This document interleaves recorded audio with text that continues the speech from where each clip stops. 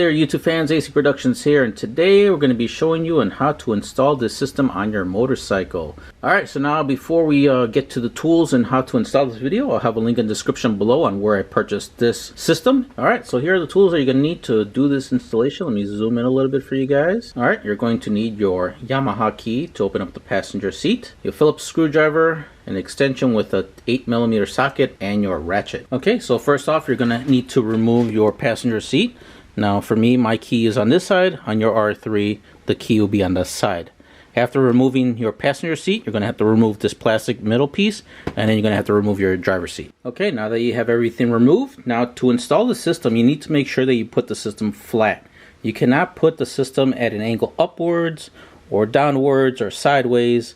According to the instructions, it says that you need to have it on a flat surface. Now, unfortunately, it depends on your R3, on what you have on your R3. As you can see, I have a lot of stuff on my R3, and I kind of took, if you have that tray that was still here, that'd be a perfect spot to put the GPS receiver. It'll be right there on that tray. Therefore, it'll be a flat spot and perfect. You would probably just put it on the side like this or whatnot. And if you still have that tray, like I said, this would be a perfect spot for it. If you remove that tray and you don't have it like I do, and you have a lot of other stuff here, the only other place that I found to actually be able to put this, I'll show you in a second, which would be, actually I'll show you right now, is in an uncommon place would be underneath your passenger seat. Now I found that this part over here will be perfect, and that's what I'm going to do for mine, is I'm going to install it right there.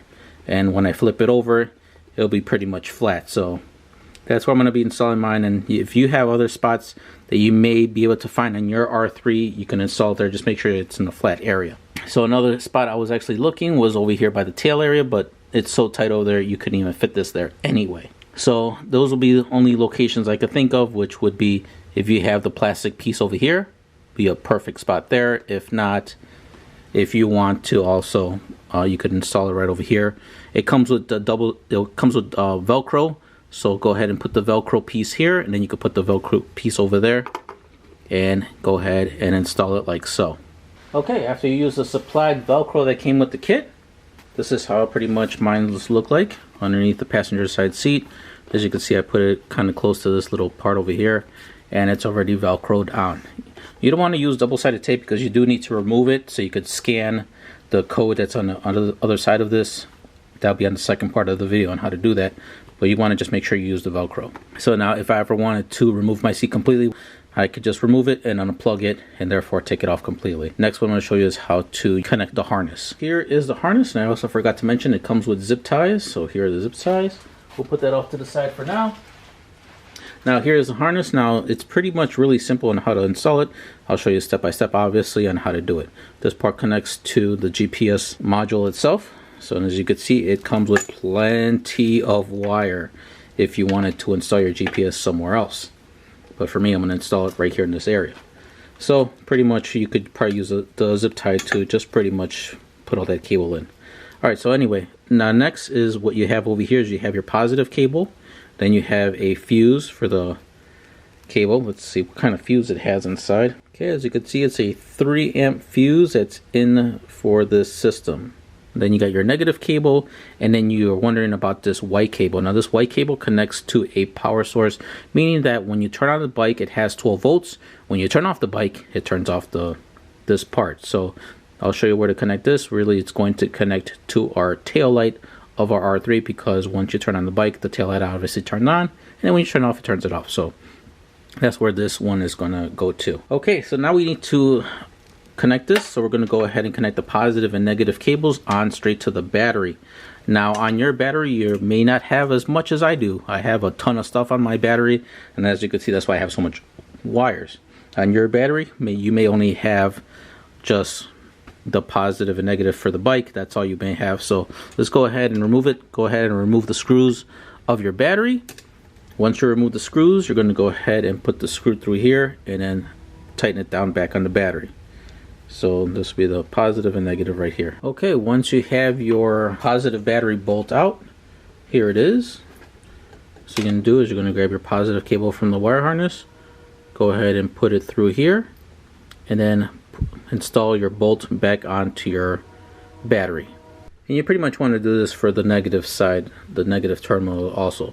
remove your bolt from the negative side, and then put the bolt from your negative, get your negative lead, and then do the same thing. Just put the screw through this piece right here, and then screw down your bolt for your negative. So you want to do that for both sides. Pretty self-explanatory on that department. Okay, now that you have your positive cable connected and your negative cable connected, what you want to do is try to put the wires underneath other wires, just so it could be more compact and more out of the way of everything. So what I did on mine is, let me show you a different view, is that I put some of the wires underneath here. As you can see, goes over here, and this main wire, I have it kind of routing through here, up and over the rectifier, up through here, and then this is pretty much where it's at right now.